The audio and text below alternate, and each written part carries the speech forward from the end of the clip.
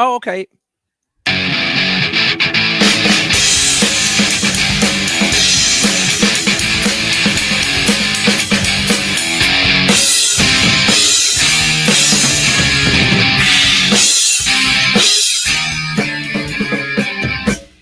Hey, everybody. Woo! It was kind of Nirvana-y, wasn't it? A little. Maybe. Yeah, Maybe. Maybe. a little. Yeah. A little Nirvana. Hey, everybody. Welcome to Drummers Education Connection. Deck, episode 232. We've been going since 2020. Here we are every Tuesday morning, Pacific time, 11 a.m. You can catch us live and make comments and have a conversation with us. And we're just delighted that you're watching. And if you're watching this afterwards, we're streaming everywhere. We're on YouTube. We're on everywhere, Bart, right? Spotify.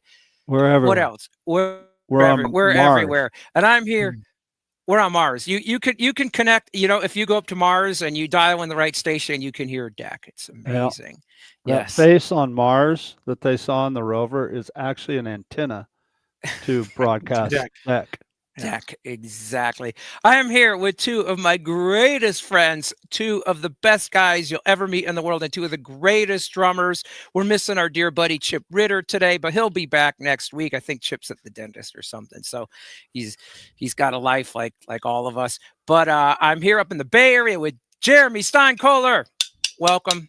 What's up, everybody? And Bart Ropley up in Ontario. That's LA, Ontario. Yes. So Bart is the LA guy. How's it going, everybody?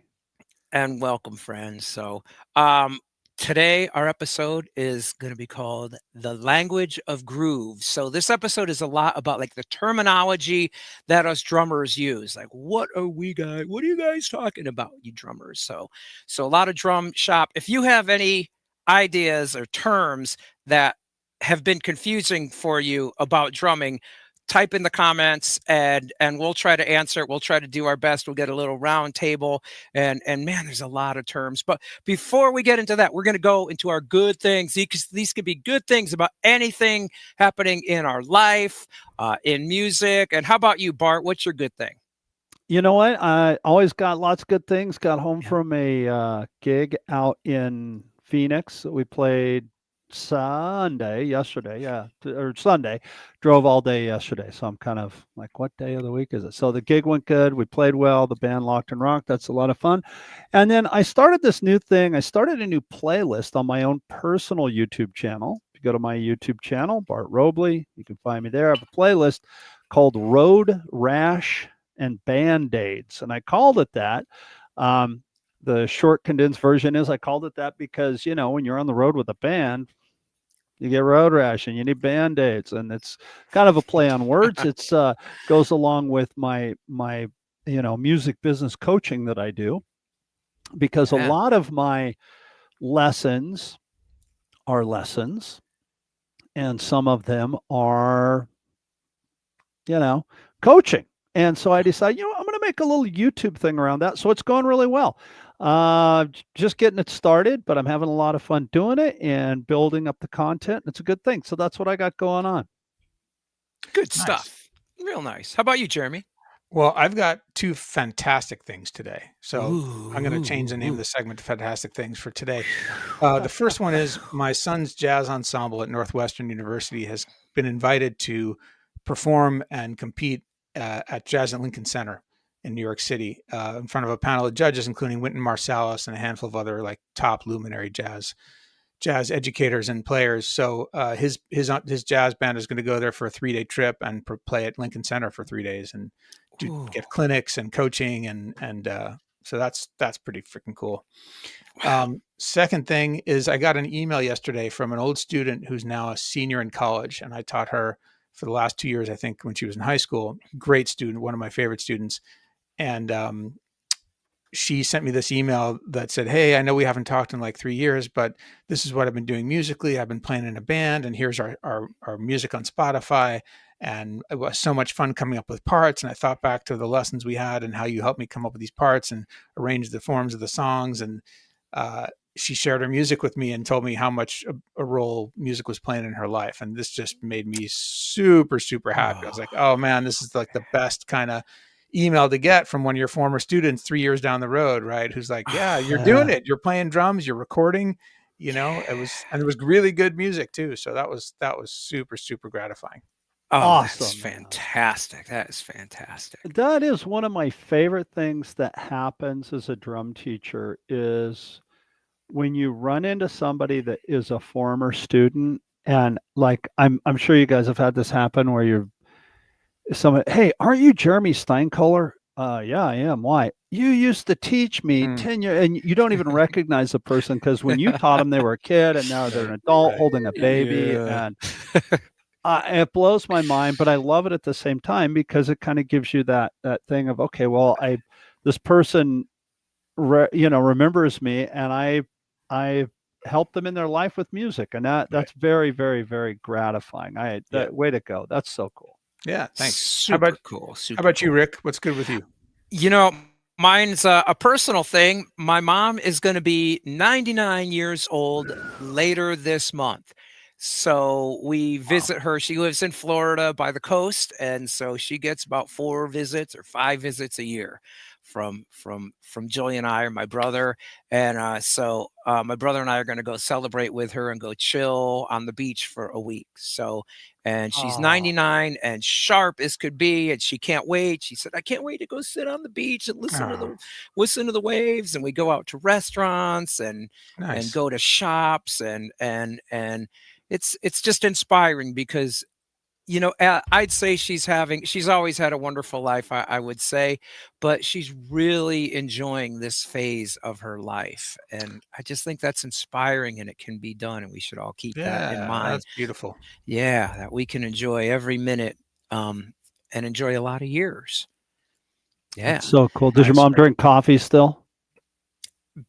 Not much coffee, but my dad, he was a big coffee drinker and he lived till 95. What am I saying? He lived to 95. There you go. So, Wow. yeah. So we got the recipe, Bart. What kind of Well, coffee you drink you today? know what? I am drinking plain old coffee from a K cup from Costco.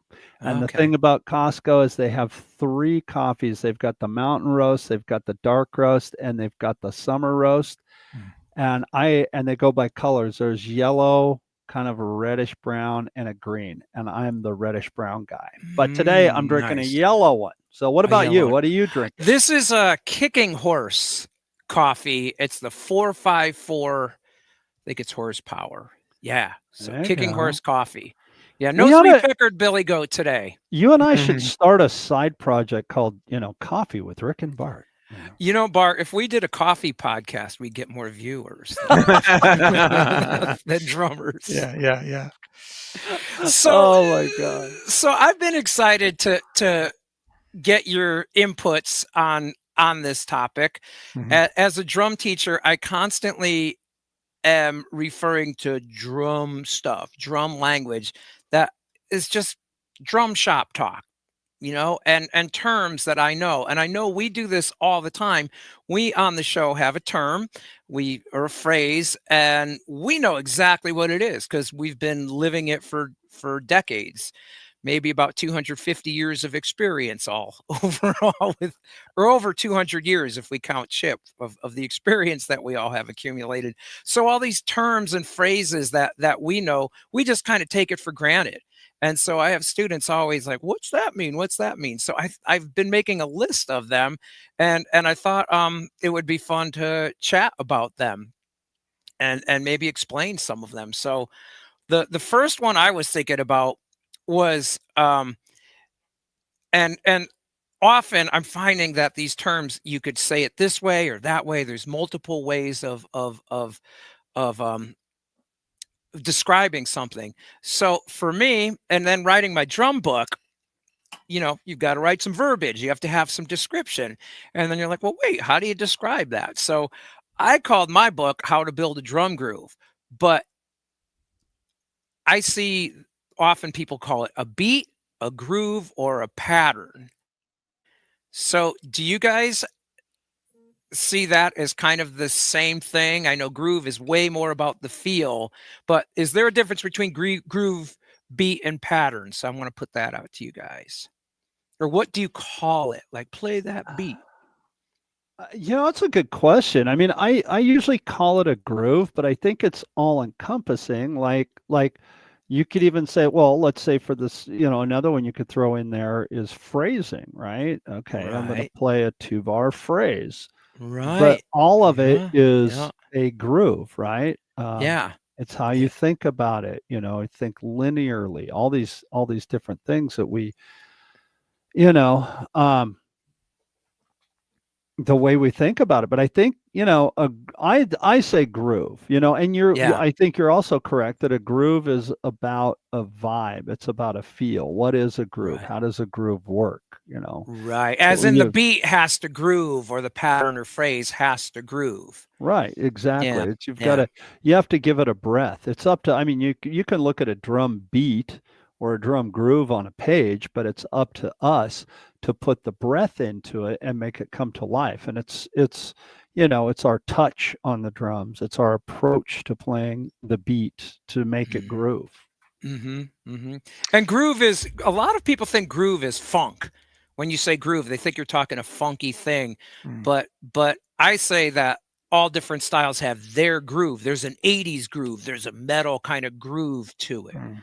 So what do you think on this, Jeremy? Do you have Yeah, I mean, a term you use? some of the words have multiple meanings, right? Yeah, And so yeah. it can be confusing, certainly to especially beginners when we use the words, and we can mean different things even when we say the same word. So a groove can be both a verb and a noun, right? Play Yeah. the groove, Mhm, and to groove. And to me, I mhm. always the word that comes to mind when I think of groove is movement. Like Mm, there's forward motion or propulsion in a Mm, groove. Um, mm, but certainly, yeah, I mean, a drum groove, a drum pattern, a drum beat, those can all mean the same thing. A mhm. beat can be both a thing that you play, a four-handed pattern that you play, whatever, a drum groove, or it could be, a pulse, right? Right, Or four beats in yeah. a measure. Right. Um, right. uh, you can hit on the beat, but you can play in front of the beat. You can play behind the beat. Yeah. So beat means pulse, but also beat can mean sort of generally like the drum part. Yep. Um, you know, you think about that tom move that Ringo plays on "Come Together," like, is that a groove? I mean, yeah, it's a groove, but it's like a fill that that he kind of repurposed as a groove, right? So anything that you play repetitively becomes the groove. Yeah. Yes. I like the Yes. term that you said too when you said pulse. I tell, and I say this all the time to students. It's up to us to give it a pulse and make the pulse come, make it come to life. I really think of it as almost like a living thing, and Mm, I tell students all the time, look, if you go for a slow walk or a brisk walk, and you put your hand like this and you don't feel a pulse, you've got a major problem. Well, if the song doesn't have a pulse, the song's got a major problem, and it's up to us to create that pulse. Um, and then again, the pulse, is it a groove? Is it a feel? Is it a pocket? All these things. It's all the terms kind of spider web together, I think. yeah, You I yeah, know. agree. that's I right. agree. Yeah, and I So think it's important for a younger player to just keep in mind you could call it whatever you want, but I think it's just really important if you're in your band and they're saying one of these terms that you understand and you can adapt to their language so you're not lost. right. I think also, a groove implies something that's, a drummer can play a groove, but there can be a groove that's produced by a bass player and a drummer together, right? Yeah, Right. Right. So exactly. the Yeah. groove Right. is a larger thing, and it has to do to me when I feel like something is in the groove or grooving, it has to do with simultaneity and tightness and feeling of togetherness. I used to joke with my bass player friend, the three-legged race at the old carnival things. You tie one leg together with your partner and run, and we call it the three-legged bass. Where drums and bass were like tied at the hip, and they're like everything just felt like it was, even though two different instruments playing at the same time, it felt like almost it was one two-headed instrument. You know what I mean? Like you heard Yeah. the bass and the drums together, but it just felt like they were so locked in that you couldn't help but feel the movement in the music. And Yes. that is for it to go. I love that, Jeremy, and to kind of springboard off of that into what Rick was saying, like within the band, if you're in a band and you're talking that way, making sure that people understand that.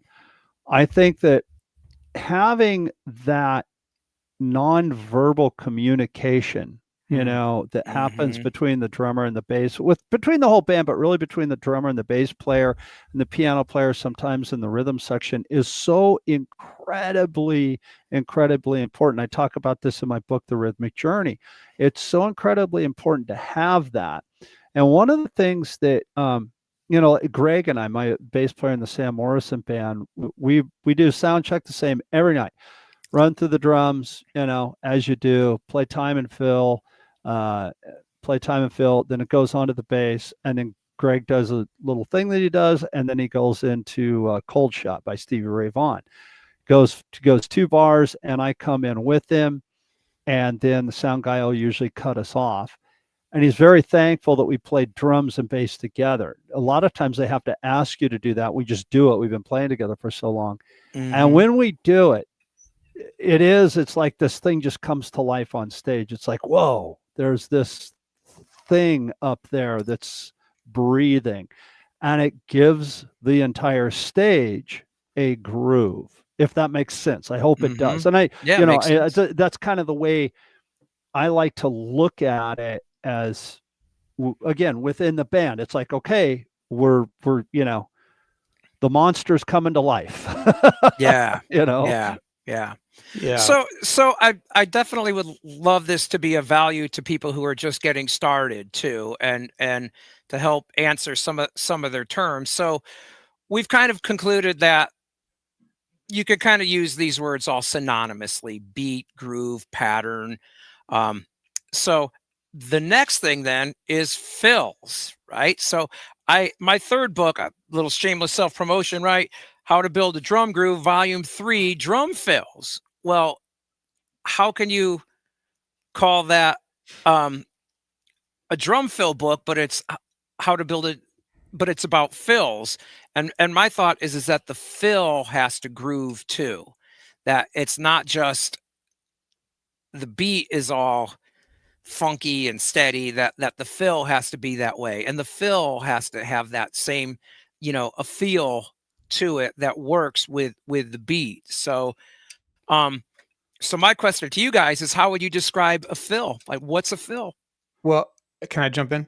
Yeah, I Yeah. go for it. I I've do got wanna something make to a say too. Yeah. distinction I do wanna make a distinction between patterns and grooves, because patterns to me, like they're physical moves, or they're on paper, and that's just the mechanical, like, how to, right? Yeah. Yeah, I And would say and so. Yeah. you could hear someone play like somebody plays the beat, and then someone else plays the beat, like, "Oh, that person's really grooving." The first one, not so much. And the Yeah. patterns can be the same, right? So Right. Yes. Good you know point. pattern, that's just sort of the what, or like the mechanics or the ingredients of the soup. Yeah. Two chefs could put together the same ingredient, be left the same ingredients, and make a dish, and one tastes really good and one not so much, even though they use the same ingredients. Ah, good um analogy. so fills are somewhat similar. I mean, there's always the taste issue about things fitting the music, and the groove fitting the song, and the fill fitting the context and fitting the moment that the fill is happening in. Is it ramping up? Is it ramping down? Is it a big tension filled thing? You're just trying to paint with the right color at the right moment to have the right impact on the song. But I think a lot of places, fills are a place where people often struggle, right? Because Mhm. timing, right? Because that's a departure from this regular pattern you're playing, and now you're doing something different, and that's hard to do perfectly in time and feel the gaps between the notes properly so that everything sits where it's supposed to be. So yeah, you're like you say, like a fill has to groove also. A fill has to feel continuous. The feeling of the music has to be continuous through the fill, and not feel like, what, there was that sort of uh, against the grain hiccup. Mhm. Mhm. Um, but then, of course, there's just even what you play, and like you could play it great and be in the pocket, but like, that didn't feel like it was a good fill in that moment. Yeah. That's Mhm. what's maybe a Mhm. separate topic, but Well, I don't know. I don't think so, Jeremy. I don't think Yeah, it's a separate topic because you hit on something where when you said against the grain, because I think sometimes fills, people think about, well, okay, here's my time to shine. I'm going to play my fill. And right, no, that's right, not what it is. right. A fill, sometimes it is a fill. There's a hole in the song and you want to fill it up. But really a fill, a lot of times the best way to play music is to give it space. We've all heard that person that when they sit down and play, it sounds, like, me and Rick always joke about drinking coffee. We love coffee, but it's like maybe you should not have another cup before you go in the session. Maybe you should just have some water. Sometimes people play that way, and especially they get to the fill. And yes, the timing is a thing, and there's a subject for you, timing on fills, but it has to fit. It can't go against the grain, and it's a setup. You're letting the rest of the band know. You're letting the listener know. You're letting the audience know. Hey, we're going from here to here, and that fill sometimes sets that up, whether it be for the band or the Mhm. listener. You think about old band, big band stuff. A lot of times horn players, a trumpet player doesn't care about time. They just want to hit the whoa, the double high C. And so they need the drummer do whoa. They want to hit that note. I mean, they should care about time, but they're really thinking more, okay, am I going to hit that big note? I'm going to go now. So it's up to the drummer to give them the setup. And that's in a Yeah. big band Well, context. And I know we can talk about that till the cows come home. But I think we have to set the song up, whatever stylistic it is, we have to set it up and get the band from here to here without going over the speed bump.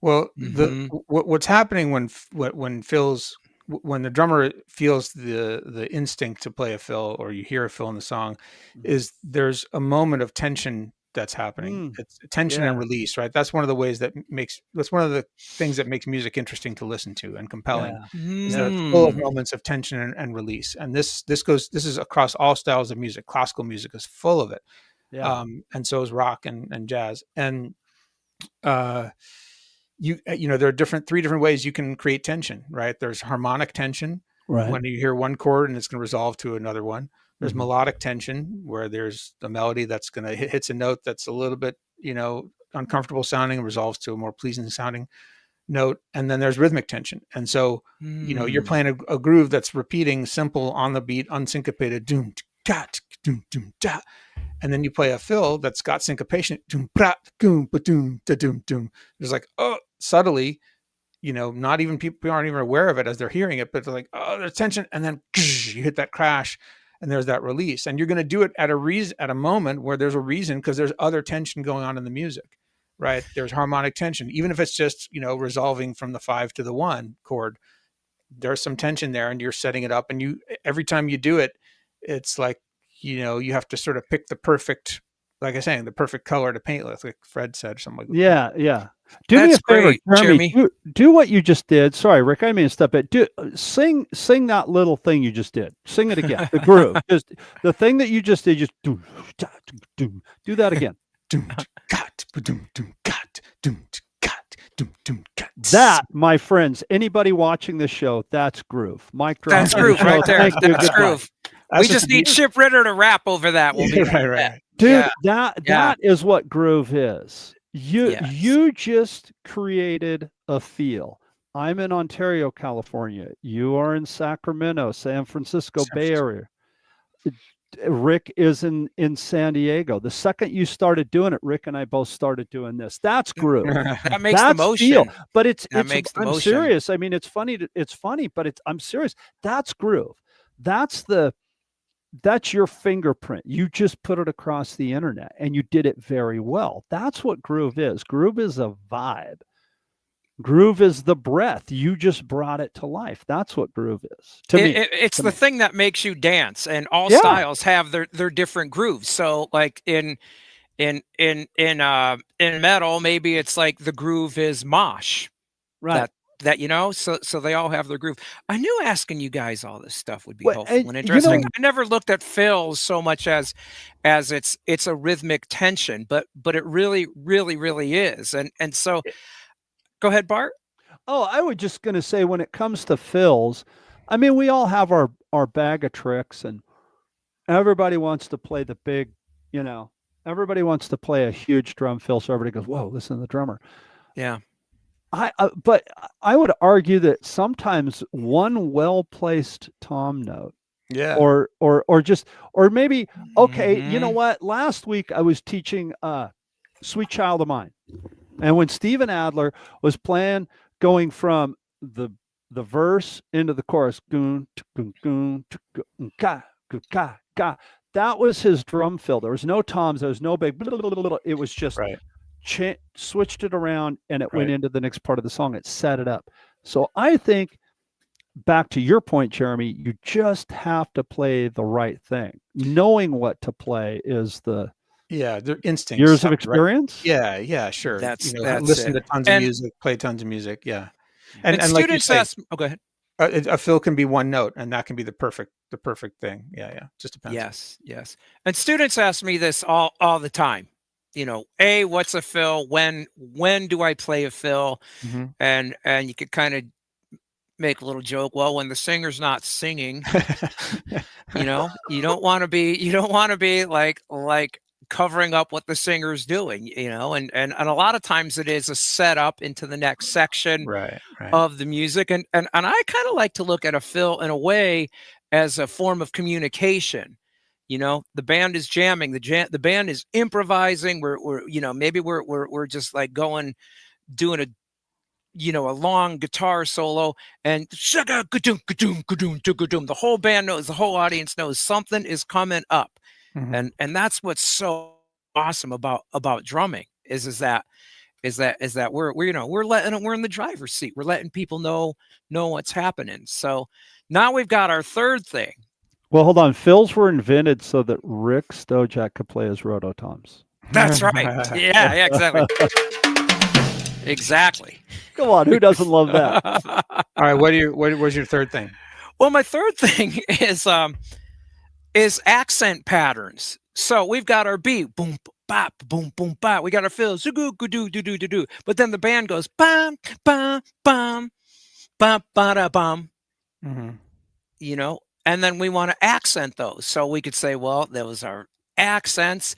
Um, I like to call those band figures, Figures. Yeah. or perhaps ensemble figures. So Yeah. like maybe Yeah. so what would you call those accents that we hit? And are those a fill? Or No, I no. don't think Those so. are. I call them ensemble figures. Also, that's also Mhm. a big band term.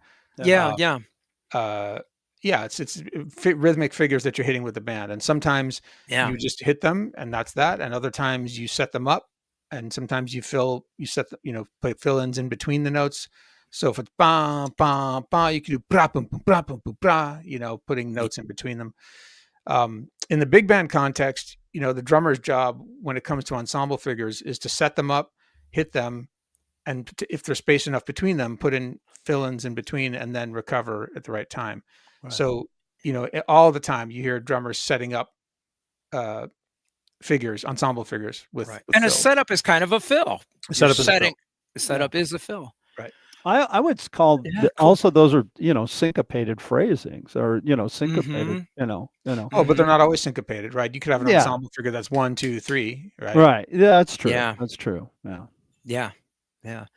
It's kind of fun to practice. A great practice that I've been doing with students is ensemble figures, but you're playing different kinds of grooves, Mm. and then you do those same ensemble figures, either played straight or played swung.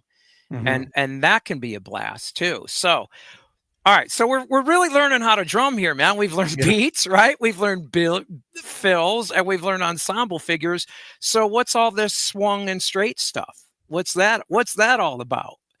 We all know Well, the answers, so all us drum fanatics watching know the answer. But can well, you explain the difference? I'm gonna jump here in here before Jeremy, only because I know Jeremy's gonna have an incredible answer to this. I have to say this though. I remember when I was studying with Tony Pia, and this is for any drummer watching that says swing sucks. I don't want to play swing. I'm not a jazz drummer. Well, first of all, it's not about jazz. It's about a feel. The very first heavy metal album, Black Sabbath. Okay, Black Sabbath, Yeah. Aries Wear Boots. It swings. It's groupings of three. It's three notes. It's triplets. It's you're playing triplet phrasings. Yeah. And if you can't swing, you're cutting your options of what you can do in half because music drives or it swings.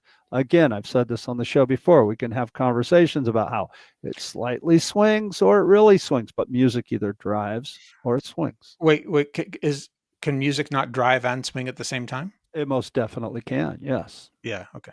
Well, okay, I should say it's there. Let's say they're squared out phrases, figures, grooves, eighth notes, 16th notes, or they're swung figures or grooves. And Right. again, when they're swung, we can have a big long dissertation. Yes, that really swings, or it's slightly swung. Uh-huh. I will go back to my due north. Listen to Bonham. He swung his butt off. He drove the hell out of the band. And sometimes you listen to it and it's like, it's kind of swung. It's not really swung. Yeah, it's swung. Yeah. There's this again, it's back to that breath thing. It's living, it's breathing. Yeah. I'm just. But you said it either drives or it swings, but I'm like, well, it can both swing and drive at the same time, right? Right, but yes, you are correct. But what I meant, and I'm not backpedaling here. I'm just saying either it swings or it doesn't swing. And if you Oh can't, yeah, so yeah, yeah, yeah. Right, if right, you right. I can't get. swing, if you can't swing, if you're not good at playing swing, you're cutting your options of what you can do, your employment options in half. Yeah, that's So for sure. Yeah, yeah, learn how to swing. Learn how to swing. yeah. Well, and uh, most. This is a big generalization, but most black music swings, Yeah. Yeah. right? Funk, Right. reggae, Yeah. hip Yep. hop. Yep. Right. Um, Yes. there's plenty that doesn't, and there's plenty of music that swings across all genres. But yeah, it's a whole. When I was whatever in high school, my understanding was there was straight and swing is based in triplets, and straight is squared out, evenly spaced eighths or sixteenths or subdivisions, whatever. Yes. And Yes. only discovered later that swing is not just about triplets. Like it's just really a matter of degree of swing, like that the notes are, spaced differently apart and that there's kind of an infinite spectrum of how things can swing. So, if you took three notes, can you guys see these sticks? Yes. Yes. It's hard Three to of hold. them. Yeah, it's hard to hold them evenly at the same time. But if there were three evenly spaced notes, let's call those eighth notes or sixteenths, doesn't really matter. If you take the middle one and move it a little bit later, shoot, it's hard to do on this with the thing coming up. We see. You can move it so that it's quantized into a triplet subdivision, one triplet two, or it can be a little bit less than that, one and two, one a two, one a two, one a two, one a two, one a two. Right, I can keep taking that middle note and starting And with it moving it. halfway. I mean, that's just a huge study. I mean, Yeah. of just that moving the middle note of the triplet. Oh, it's not even necessarily a triplet. Like it could be one and two. Like Right. you're taking the And eighth two. note One and and two. moving the and later, or the Yeah. 16th note one e and moving the e and the a little bit later, and this is where you Yes. get into different grooves having different degrees of swing, Right. and they're Yes. not all triplet feelings. Some of them are just kind Right. of slightly looser than straight, right? Yes. In New Yes. Orleans, they Right. call that playing in the cracks, and then, or, we talk about shuffles, right? And shuffles like one, two, and we think of shuffles as being based in triplets, but truthfully, that middle note, the and, doesn't always fall on the third note of a triplet. It can be later. It could be like a dotted Right. A16, right? It's like Right. Right. think Right. of think of a Right. Texas shuffle that tends to be dun, dun, dun, dun, dun, dun, dun, where Yep. the notes are wider apart. Which I'd Excuse me. call it a harder swing when you're talking Right. about like a Yeah. wider separation That's right. between the notes. Right. Exactly. Right. Exactly. Anyway, we And this then a is this is phenomenon yeah. too is that I've kind of noticed that at really lightning fast speed tempos, there's not as much difference Correct. between the Correct. so it kind of evens out. That's right. You know, So is it 1, 2, a 3, or at fast? Is it 1 and a 2 and a 3 and a 4? right. Yeah. It sort of irons out a little bit too. That's right. Well, the faster Yeah. you go, the less, if the notes are really close together, if this is 1 and 2, the room for the and versus the is so infinitesimal. Yeah. And even if you could execute it, it just wouldn't flow. It wouldn't sound right. And so Yeah. Yeah. it ends up straightening out. The faster you go, the more swing becomes straight. That's right. Yeah. Yeah. That's it. That's why I loved playing psychobilly music, because a lot of it was just that boom tap really really fast, but then I would throw in like a little swing pattern into it. And I'm And like you can do "Whoa, that. I'm throwing in a jazzy ding ding ding ding ding ding ding ding ding," into a punk thing. Right. And that's a whole world we can explore. So this is a lifelong exploration for drummers. So if you think Totally. you've got this figured out, you're just starting, really. Well, I was going to ask a question. I didn't mean to interrupt Yeah. you there. You can Yeah. also do that with the kick drum, right? Rick, you can do Yeah. that with the kick drum. Of course. That's not, it's the same Yeah. thing. Yeah, You- yeah, uh, exactly. Slide it A around. song I was just teaching recently, I taught at CAS, was "You Can't Hurry Love" by Diana Yeah. Ross and the Supremes, and the grooves boom got boom da doom doom da goom got got ga goom got, and there's a Mhm. little bit of swing in that bass drum. It's Yeah. on the ands, right? It's not do Mhm. da do da do da, right? And Yes. just get that right and get the bass drum spacing just right. That's a tricky thing. It's very slippery. Right. Yes. Yes. One of my students likened finding this kind of swing pocket to balancing a ball on top of a pyramid. It's like it's so easy to shift and lose it. Like you're in it and it feels really good, and then it kind of comes out of the pocket. Yeah. Yeah. Yes. One Yes.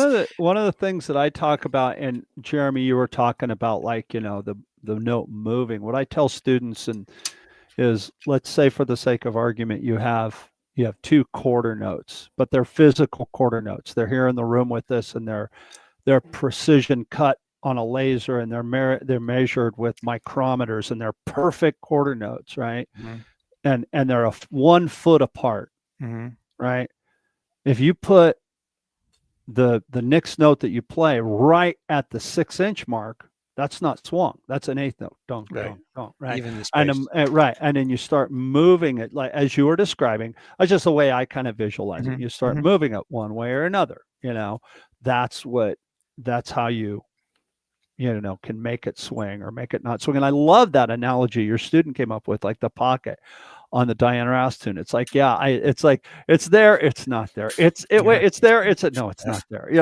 And it's easy while you're playing to have that happen. It's hard to hold on to it. Hard to hold This on to, and it this gives is you an appreciation for how sophisticated these simple grooves can be in Very terms of much. execution and control and consistency and being able to lay it down, bar after bar, song after song, night after night, and just be like, oh yeah, that groove feels so good because the swing is consistent. and this is where I have all of these drum beats written in my book, and then I reference different songs in Mhm. there also, and sometimes you'll see the same, what we talked before, the pattern is the same. Like Mm, even on paper, on paper it looks the same, but it's that intent and that feel. Is it super straight? Is right, it is it swung? Is it a hard swing? Is it sort of like an in between kind of right, vibe? right. And so um this goes back to, like, we talked about a lot of the black music that vibe to it, that feel to it. This is why it's so important. I'm always talking about history and going back and learning music from different decades and styles, because you could learn something from that was, drum along and learn something from the 50s or 60s Mhm. and instantly apply it to your metal band. Yeah, you know, totally. and so one of the things that I would suggest for drummers to do is when you're practicing, when you're looking at a beat or a pattern, make it groove with these different feels. Yeah, that's a Play it good one, Rick, straight, play it swung. because everybody Yeah. thinks the paper is the boss, and so you Yeah, no. interpret the pattern on the paper and you play it mechanically correctly, but that's not going to make it feel good. And the playing with music is how you learn and you develop the skill to shape it and fit it and make it feel good and not just make it correct. Right. And its feel is everything too. Why did Annika Niles get the gig with Rush? I can guarantee you that Geddy and Alex said, "Man, she makes this music feel good." Right. Yeah. And it's not going to feel like Neil. It's Right. Of not. It's course. It gonna can't. It can't. have. It can't Yeah. because she's not Neil. So let's forget any comparison Right. right away. And I would imagine such a skilled drummer like that has studied all of this stuff and knows when to draw from these things to make it feel good. What were you going to say, Bart? Oh, when we were talking, Jeremy was talking about basically interpretation, Mm. and I think that's why what I touched on in the last deck day, I played page 30 from, I played 4 different ways to go through page 30 out of syncopation, Yeah. and then showed the down over up and how to read it and interpreting it. Um, a different way. And like you, Jeremy, I really like what you said, where people look at the paper as the boss, and it can't be. The It's simply a roadmap. Here's how you get from A to B. It's not an exact GPS coordinates. It's like, here's what you want to interpret into music. And I think learning it, that it's your job to interpret the the dots on the paper into music is the same as an actor learning his lines, but making those lines come to life. Yes, that's a good analogy. I like that. Yeah, that's good. Yeah, that's really good. That was a great clinic you did at Deck Day, taking Oh, thank you. taking the patterns in the classic syncopation book, and you can use those patterns. Play a swing pattern, a jazz pattern, and then use those patterns, comping them on the snare or the kick, or voicing between the kick and Right. the snare, Oh, there's or so many ways to do it. so many oh, and it fits right in with what we were talking about. You could take those patterns, say bop bop bop, on the snare, 2 3 4. Well, I could use that as an ensemble figure, bam bam bam. Yeah. And so it's And I don't know if you guys know Alan Dawson's book, but what is it called? yeah. The Drummer's Complete Vocabulary or something like that. And it's Oh, got I know. Yeah, I know that book. Yeah. it's got like Yeah. 40 different ways you can interpret syncopation exercises to be Yeah. useful in jazz playing. Mm-hmm. So Rick, Yeah. we have about 12 minutes left or so. I was thinking, do you have like a list of terms that we could do rapid fire where Let's do some. That would be fun, because I actually have a huge list. Go. Is it a tom? Is it a tom, or is it a rack tom? What do you call these? Rack tom. All of the above. All of the above, right? Tom one. I don't know where the term. I don't know how it went from tom to tom. I don't know. Maybe we should get Kelly Ray Tubbs or Daniel Glass, some of these historians. Why say it twice, right? Why say it twice? All right. Is it a Why kick? don't we call it a tom? Yeah, right, Tom. And what's a flammabar diddle? No, all right. That is bass drum. Is it a bass drum? Is it a kick drum? My understanding is that it is a bass drum. Low pitch things are bass guitar, right? That is a bass drum. But when we started amplifying music, sound men would say bass when they're doing the sound check, and the bass player would play, and the drummer would start doing that. And so sound men started saying kick. And so I drummers, heard that it was so an that's what I heard. engineer. I heard the same exact story, but it was in the studio with the engineer. Same story. I've heard that. Yeah. I never heard that story. That makes perfect sense. Wow, So we what do we taught sit on? Jeremy something. What? I said, wow, we taught folks, Jeremy something. No, It took 232 episodes, 232 hours. All right, what do we sit on? What do you guys sit on? What do you sit on when you drum? Throne. A throne. Yeah. I sit on a that only came out. Or I mean, a I don't stool? remember it. Yeah, it used to be called a stool, right? Mhm. Right. When I was a kid, I bought a stool, and then all of a sudden, I don't know when it was, someone marketing guy decided to call it a throne, and that's what they are ever since. Make us feel more regal or something Right. like I that. Right. Yeah. think it came in the 70s, I was gonna and say I 70s or think, 80s. Yeah. and I can check 80s. on I think this. 80s. I can check on this with Adam, but I think it was Bill Ludwig that Oh, there you called go. it that started calling it the throne. He was Yeah. sitting on the toilet It one was day. Yeah, exactly.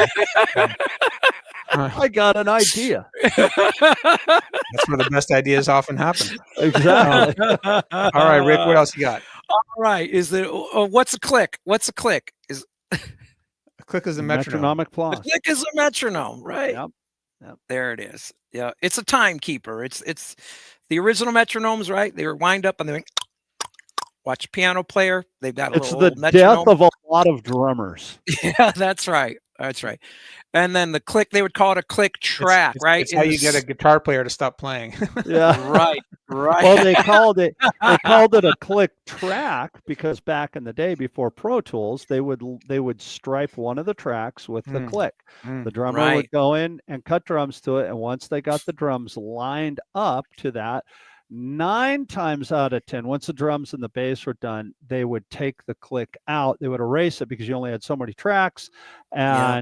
and they would erase that or record over it and record another instrument or vocal or what have you on that. But that's where the term click track came from. Cool. That's right. That's right. And in Mississippi Queen, that old classic song, Yep. they recorded a cowbell to use Cowbell. as a click track. Yep. You And know, they kept it in the song. Yeah. kept it in the song. Kept it in the song. Yeah. Yep. All right, Yeah, what else? all right. What else? What else we've got? Okay. Right, left, right, left, left, right, left. That's all sticking, right? Alternating sticking, right, left. What about when you're using your feet? What do you guys call it? I know the name, but do you know what it's called? I just call it Same thing. footing. It's Footing. footing. Yeah, Yeah. footing is the term. That's Or been pudding. used. Pudding. Pudding. No, that came from the throne in the bathroom. Yeah. Oh, boo. Yep, Come on, it's- I'm it's- giving you it- my best material Oh, here. I love it. So working here's on a it. term. Here's a term. I have been hearing the term hi-hat barks. Mm-hmm. Yep. And I use that term. When did that term come up, and what's a hi-hat bark? I remember reading about it in Modern Drummer in the 80s. So it's been around at least that long. Yeah, I call it Yeah. pea soup. I call it pea soup too. Yeah, Sounds that's like pea soup. I had in the 7th grade, 7th or 8th grade, we were playing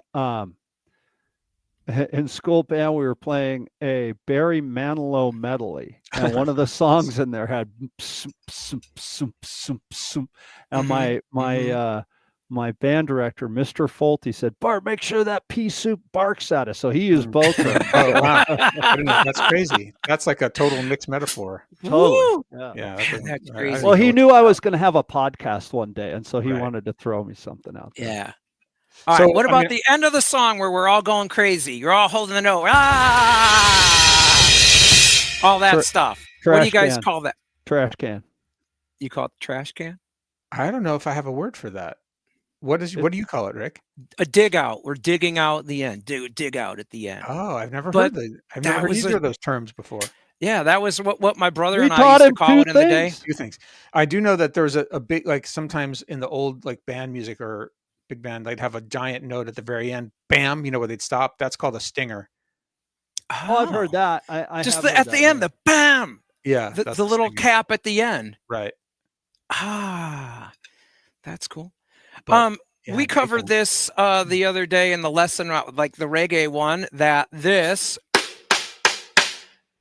is, we call it cross stick, we call it rim click, we call Right. it side stick. Yep. But we don't call it. Late for dinner. We don't call that a rim shot. I don't call Don't that call it a rim shot. shot. I don't. That's We not a don't rim call- shot. So That's not a rim shot. That's a term that's often confused, I think. Yeah, you are Right. correct, Jeremy. Yeah, a lot of So, people Rick- can. Yeah.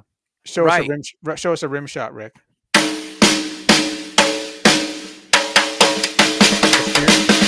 all that clicky where you're hitting hit. the rim and the snare at the same time. Yep. Right. As What- in now you can pull out all kinds of different sounds out of the snare drum, and one drum can sound like lots of things. So that nice percussive crack. Sometimes it reminds me of like a big conga slap, that crack, crack, crack. What do you call it when you hold one stick down on the drum and you hit the stick with the other stick? Stick pop. Stick pop. Do you have a name for it other than that? Stick on stick. That's all I don't know what else to Stick call it. on stick. That's what I've always called it, stick on stick too. I've heard never, it as a I stick never know what pop. that was. Yeah. See, look at this. We've all been playing how many years? I knew Mm-hmm. there were going to be terms that we would all share. What's NAM? The Is that a country? It's the National Association of Music Merchants. Depends who you There it ask, is. Rick. Yeah. Yeah. Some people it's just a place to go and freak out and get autographs from rock stars. Yeah. Some people it's a place to go do business. Yes, it's a convention and an association, and it's where we all met. We actually That's all right. met at the NAM conference in Anaheim. That's coming up in January. I think everyone should go. Hey, you guys who are listening, who are still tuned in, Fred and Dave, you guys have any terms that you're curious about or people ask you about? And I've got Yeah. there's a number of people watching on YouTube as well. So if you have some terms, Rick, give us another one, brother. Do I have another one? What's a broken triplet? I think that's what This one- Jeremy just kind of described especially during the shuffle. No, that's not how I think of it. A broken triplet to me is just syncopated triplet rhythms. Right. That's what I look at them as, right? If you have 1, 2, 3 or one triplet, well, one bop, bop, bop, bop, bop, bop, Right. bop, bop. I'm broken playing triplets. a broken triplet rhythm, right? Right. It's like broken up patterns. It's like eighth note triplets, but you're putting rests in between in different spots. So Yeah, that's how right, you could go one triplet, you could do the first two partials, one triplet, right? One triplet, two triplet. You know, the 2, 3, 1 triplet, 2 triplet, 3 triplet. Okay. The first and third is a shuffle. I got a question. Mix that all up. I got a question in regards to that. Can you guys hear my foot? I'm tapping my foot right there. Yeah, Barely, it's quiet. Barely. Okay. Let's say for the sake of argument, you had a click going click, click, click, click, and you played like you played quarter note triplets within an eighth note triplet, right? So your click is 1, 2, 3, 4, bop, bop, bop, bop, bop, bop, bop, bop, bop, bop, Right. bop. But you were playing that on the first, the third, the second, the first, the third, and the second beat. Yeah. Would that, I know it's polyrhythmic, but would you consider that a broken triplet? Technically, because you're breaking up eighth note triplet. Well, I wouldn't think of it like that because it's a quarter note triplet. It's its own triplet. Yeah, but you're playing the quarter note triplets nested into eighth note triplets. Yeah, I'm not understanding what that when you say what that, I don't know what you mean by that.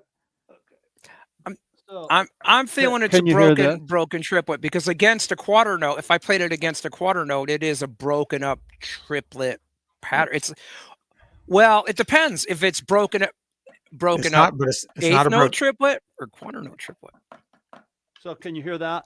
Let's do it again, Bart. So here's the eighth note triplet. Here's the quarter note triplet. Right.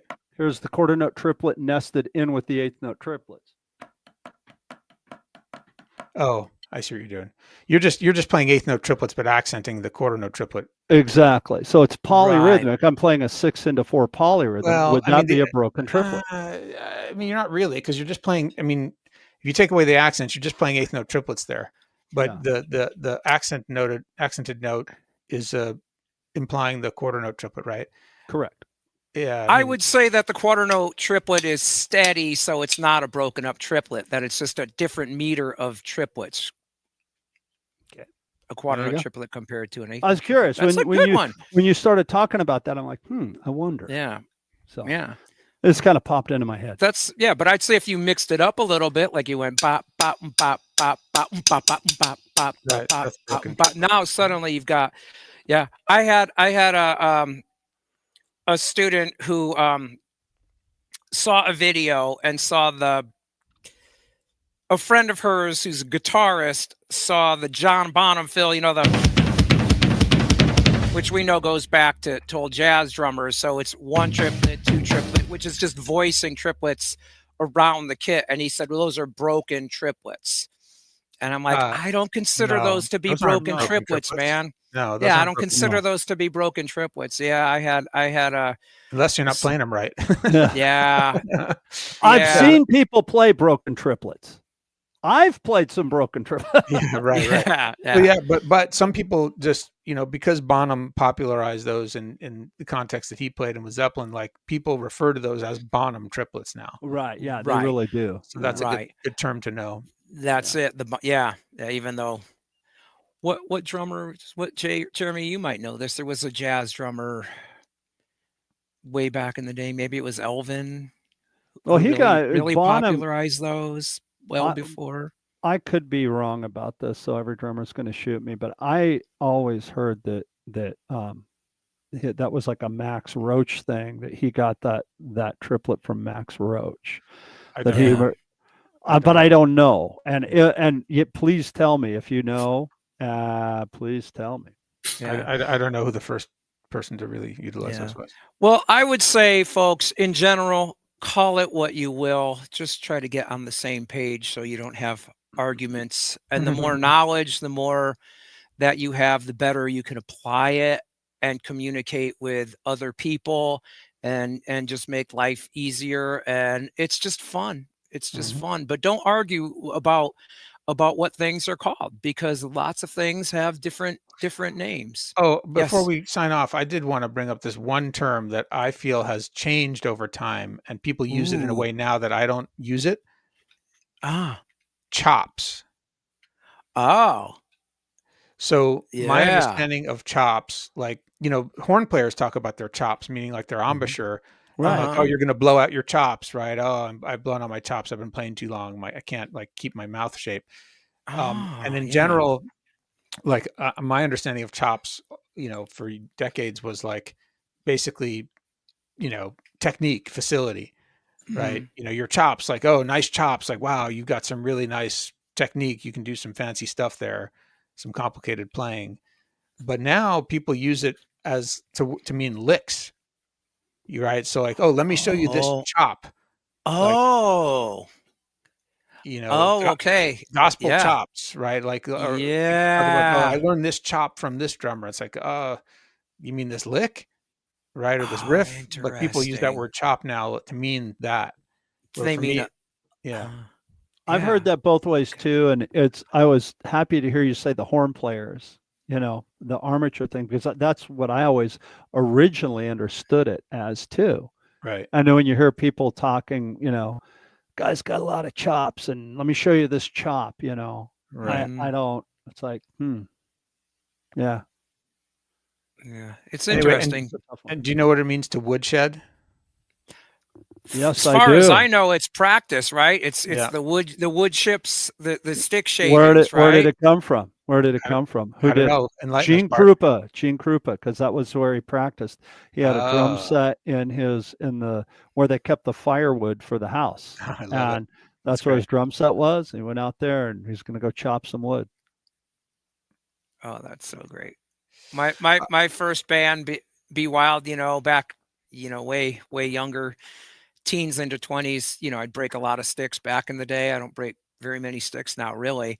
But I broke a lot of them back in that day. We played Mm. fast, and I probably played too tight because I broke a Mhm. lot of sticks. Sticks probably weren't as good as these Vic-Firts now back then. And so my buddy's dad loved all those. He was like, save every one of those. He used all those broken sticks for kindling. Oh, that's funny. You, Yeah. speaking of Right. kindling, you know the difference between a violin and a viola? Nah. A viola burns longer. What do you what what do you call a trombone player with a business card? What? An optimist. Oh, you mean Well. an optometrist? All right, we're gonna let you guys go now. Oh Thank my you so much for God. Yeah, tuning in, everybody. folks, thanks Thank you for so much. hanging in with us. Yeah. Keep your we could probably come up with different terms every single week that we use as drummers. So it'll be interesting to watch this thing in 20, 30 years and see if any of these terms still apply. Mm-hmm. That's right. That's right. Yep. All All Yep. right. right, thanks All right, everybody. everybody. Thanks for Thanks for joining us. watching. Have fun. Play us out, Rick. All right.